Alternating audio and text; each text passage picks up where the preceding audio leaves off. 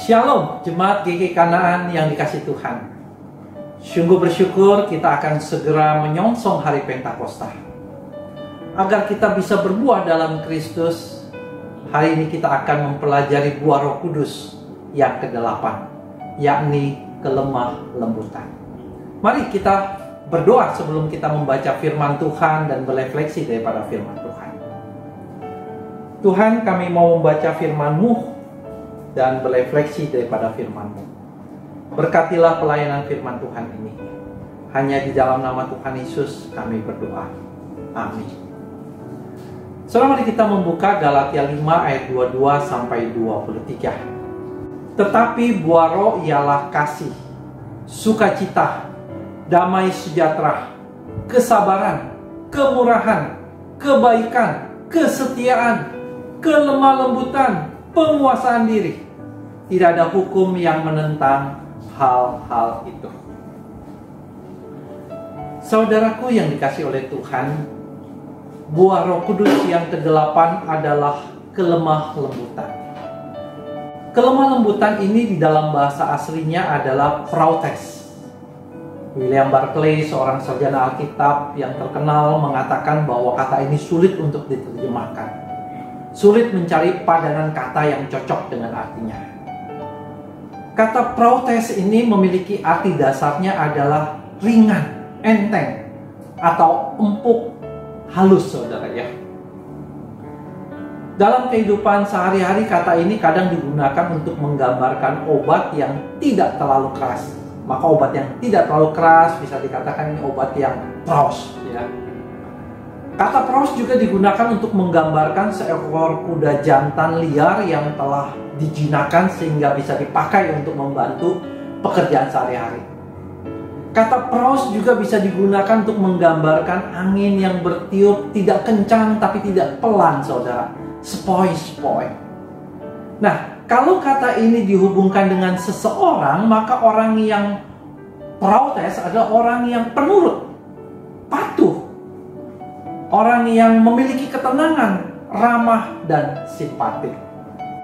Pada pembahasan ini saya menyoroti kata praus ini berkenaan dengan orang, terutama bagaimana bersikap kepada orang lain. Dalam Alkitab Bahasa Indonesia, kata prautes diterjemahkan dengan kata kelemah lembutan. Saya buka Kamus Besar Bahasa Indonesia, saudara ya. Orang yang lemah lembut itu dijelaskan sebagai orang yang baik hati, orangnya yang ramah, bukan seorang pemarah. Itu seorang yang lemah lembut. Dalam Alkitab Bahasa Inggris, saudara, kelemah lembutan ini diterjemahkan dengan kata gentleness. Gentleness adalah quality of being calm and kind. Orang yang gentleness ini adalah orang yang tenang, orang yang baik terhadap sesamanya. Dia ramah, dia suka memberi kepada orang lain. Jadi kelemah lembutan ini adalah berkenaan dengan sikap kita di dalam memperlakukan orang lain, di mana kita bersikap ramah, tidak pemarah, dan suka melakukan hal-hal baik kepada orang tersebut. Saudara, siapakah contoh di dalam Alkitab seorang yang lemah lembut? Saudara bisa memberikan contoh? Tuhan Yesus.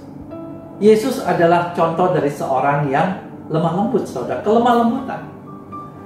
Saudara, di dalam Matius pasal yang ke-11 ayat 28 sampai 30, Yesus mengundang orang-orang yang letih lesu dan berbeban berat untuk datang kepadanya.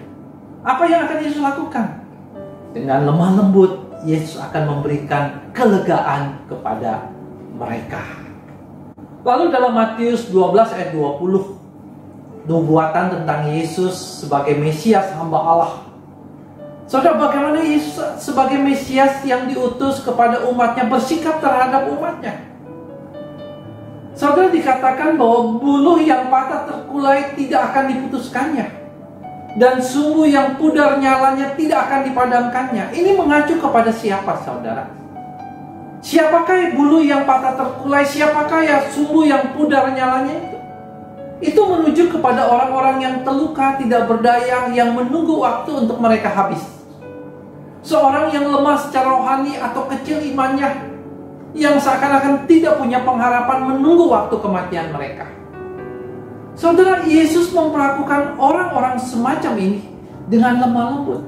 Ia tidak datang dengan tangan yang keras menyalahkan kelemahan mereka, sebaliknya dengan lemah lembut mengangkat, membangunkan, dan membangun mereka kembali. Bulu yang patah terkulai, udah gak ada gunanya saudara, tinggal diputuskan aja, karena dia udah patah. Tetapi Yesus tidak putuskan.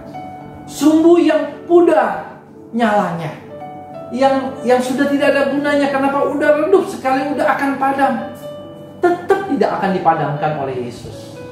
Dengan lemah lembut Yesus akan menegakkan kembali. Dengan lemah lembut Yesus akan menyalakan kembali.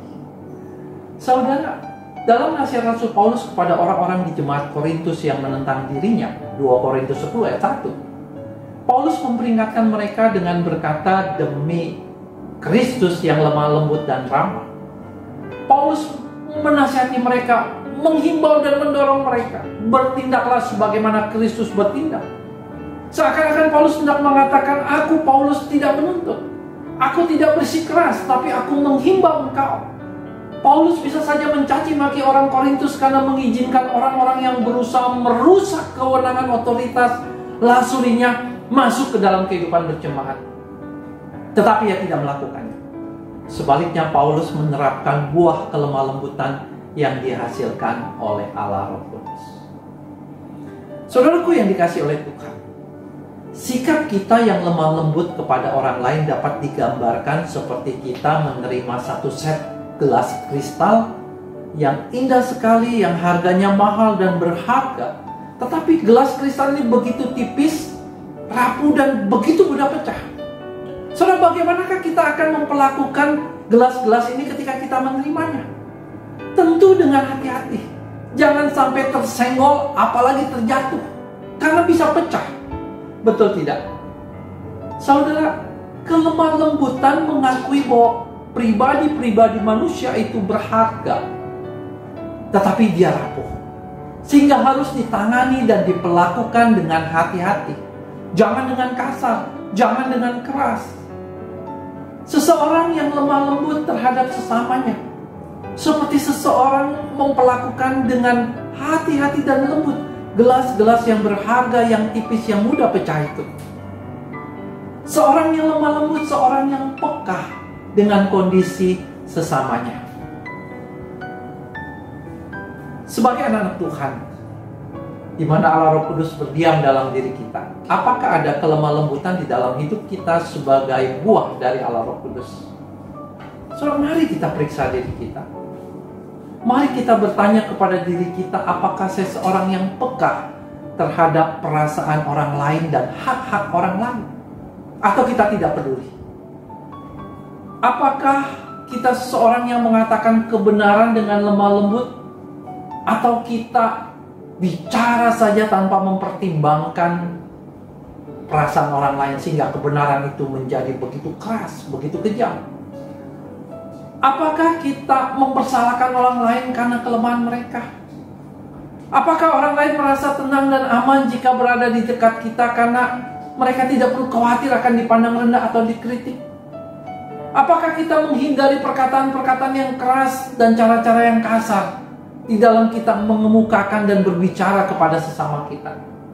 Apakah kita bicara dengan peka dan hormat kepada orang lain? Saudaraku, ada banyak pertanyaan-pertanyaan refleksi yang kita bisa tanyakan ke dalam diri kita. Apakah ada kelemah lembutan di dalam hidup kita? Jemaat GKI Kanan yang dikasihi Tuhan, mari kita berdoa dengan sungguh-sungguh agar Allah memberikan kelemah lembutan sebagai buah Roh Kudus. Mari kita bertekad untuk mempraktekkan kelemah lembutan di dalam sikap hidup kita terhadap orang lain. Tuhan kita Yesus Kristus adalah Tuhan yang lemah lembut. Kita sebagai murid Kristus sudah seharusnya juga memiliki kelemah lembutan. Kiranya Tuhan Yesus memberkati kita semua. Amin. Mari kita berdoa. Tuhan, terima kasih untuk pembacaan firman Tuhan. Terima kasih untuk refleksi firman Tuhan. Biarlah buah Roh Kudus, kelemah lembutan hadir dalam hidup kami. Kami mau bertekad Tuhan untuk membiarkan Allah Roh Kudus berkarya, menghasilkan kelemah lembutan, dan kami mempraktekannya.